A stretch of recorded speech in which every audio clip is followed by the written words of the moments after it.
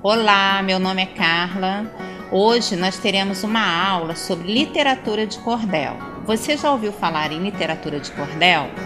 Bom, literatura de cordel é um gênero textual onde os artistas são homens do povo, né? Então não são aqueles poetas formados em faculdade, são pessoas simples que fazem poesias e elas acabam vendendo seus poemas, suas poesias em praças.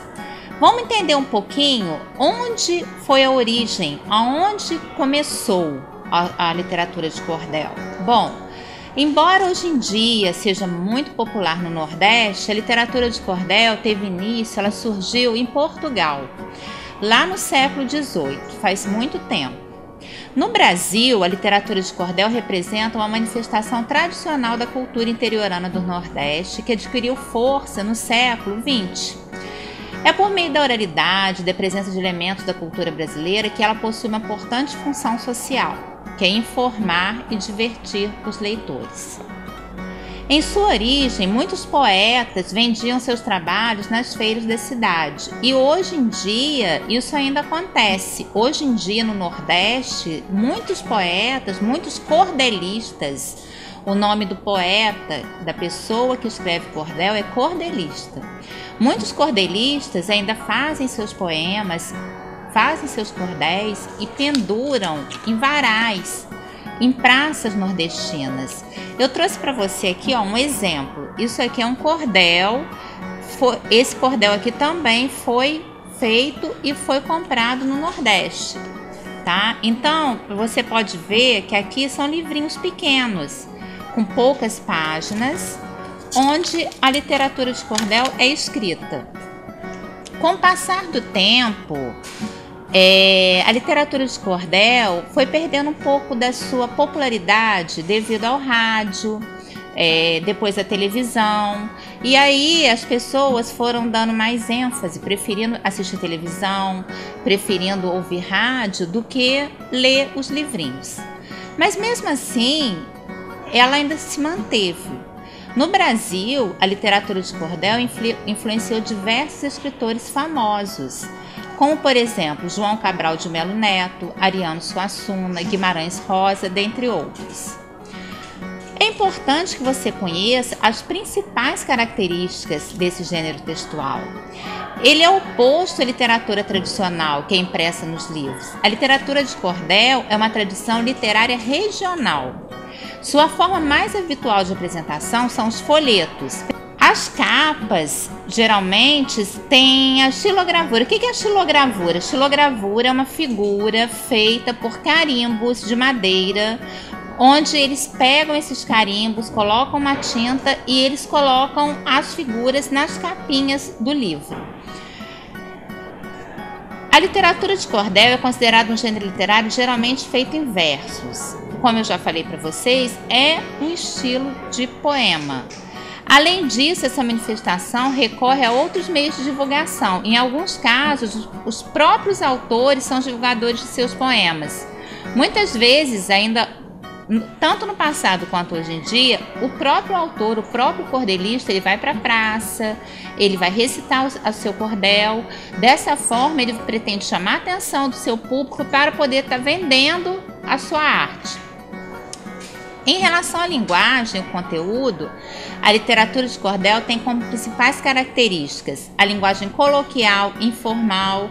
Então, você tem que ter em mente que quando você vai escrever a literatura de cordel, você não precisa se preocupar com as regras gramaticais, porque a literatura de cordel, como eu já falei para você, é uma literatura popular.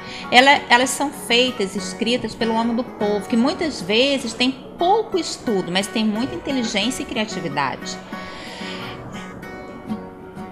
Eles geralmente gostam de usar muito humor. Tem alguns que usam ironia, sarcasmo. E tem diversos temas. A gente pode usar o folclore brasileiro, temas religiosos, temas políticos, episódios históricos, a realidade social. Eles usam muito o cordel para se expressar, para manifestar a sua indignação em relação à política, em relação aos problemas sociais. Então, é uma arte voltada também para a função de manifestar as suas insatisfações. Mas a gente tem que entender que, apesar de ser uma literatura popular, apesar de a gente não precisar se preocupar com a gramática propriamente dita, a gente tem que se preocupar com a rima. Toda literatura de cordel é bem rimada. Toda literatura de cordel segue uma métrica. E a gente tem que se preocupar com a questão da oralidade. Como exemplo, eu vou ler para vocês um pedacinho dessa literatura de cordel que eu tenho em mãos. O título é Cordel do Amor que Tinha de Ser. Então vamos lá, preste atenção. Esta é a história de um casamento, como qualquer outro você pode dizer. Mas não se engane, meu amigo. Leia tudo e espere para ver. O amor entre um mineiro e uma alagoana, um amor que tinha que ser. Num bairro distante de uma cidade grande, meninos e meninas, um novo amor começou. Em mais um dia um tanto tumultuado, para surpresa dele, ela chegou. Ansiosa por seu primeiro dia de trabalho, entre tanta gente, o namorado encontrou. Então era preciso que cada um fizesse sua parte e paquerasse. Ela não sabia o que fazer para que ele, na carona ao seu lado, se sentasse. Afinal, sem ele ao seu lado, nada havia nesta vida que a contentasse. Você observou a rima? É isso que você tem que observar. Você tem que se preocupar com a rima, com a métrica, ok? Bom, a literatura de cordel tem a questão também, você já deve ter ouvido falar, do repente, que é uma cultura popular nordestina também. E muitas pessoas confundem a literatura de cordel com repente. A literatura de cordel e o repente são duas manifestações populares totalmente distintas, embora sejam muito parecidas. Essa relação gera muita confusão, então eu vou mostrar para vocês a diferença. O repente, por exemplo, ele é feito pelo repentista. Ele é baseado na poesia falada e improvisada, geralmente acompanhado de instrumentos musicais. A gente pode ver aí um pouquinho de diferença entre o cordelista e o repentista, que o cordelista, muitas vezes, ele tem que sentar, ele tem que pensar, ele vai ter que criar em cima de um tema. Já o repentista, ele é tão criativo, mas tão criativo que ele cria o repente na hora. Ele improvisa, ele vê qualquer situação, qualquer cena e o repentista vai e cria seu repente. O cordel, que é feito pelos cordelistas, é uma poesia popular com traços de oralidade divulgados em folhetos. E o cordelista, ele se preocupa mais com a questão da métrica, ele se preocupa mais com a questão da linguagem oral. Por mais popular que ela seja, ela tem que ser uma linguagem cuidada e sempre lembrando que tem que haver as rimas.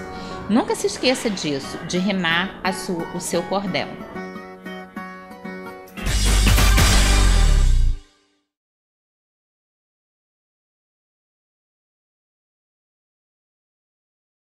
Então, como sugestão de atividade, o que eu vou falar para você agora? Vocês vão sentar em grupo, ou melhor, em dupla ou em trio. Você vai escolher 2 ou 3 colegas, vai sentar com os colegas. Eu agora, quem estiver presente no momento da aula, vai sortear entre vocês temas.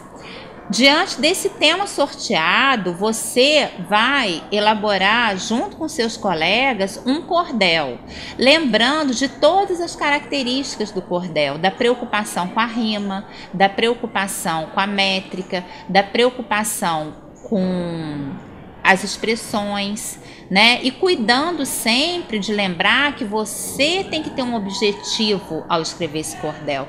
O que você quer com o seu cordel? Você quer falar, você quer reivindicar um direito seu, você quer falar sobre uma situação que está acontecendo no Brasil agora, você quer fazer uma crítica social, você tem que escolher diante do seu tema o objetivo. tá? Então, diante do tema proposto, você vai ter esse objetivo e vai tentar fazer da melhor forma possível. Você tem que ter no mínimo 4 estrofes nesse cordel. A gente vai iniciar com pequenos cordéis, porque tem cordéis que tem até mais de 20 estrofes. Então, vamos iniciar nosso trabalho de hoje com pequenos cordéis. Você pode criar de 3 a 4 estrofes e você vai escolher um representante do grupo, do seu grupo, que tem mais facilidade na oralidade, que não é tão tímido, e vai pedir para esse colega apresentar para a turma o cordel que você criou. No final dessa aula, cada grupo vai pegar o seu cordel e vai pendurar nessas cordas que eu trouxe aqui hoje para vocês poderem estar expondo o trabalho de vocês. Depois da apresentação, os colegas poderão pegar o livrinho e poderão estar olhando o livrinho direitinho como foi escrito, ok? Até a próxima aula, então.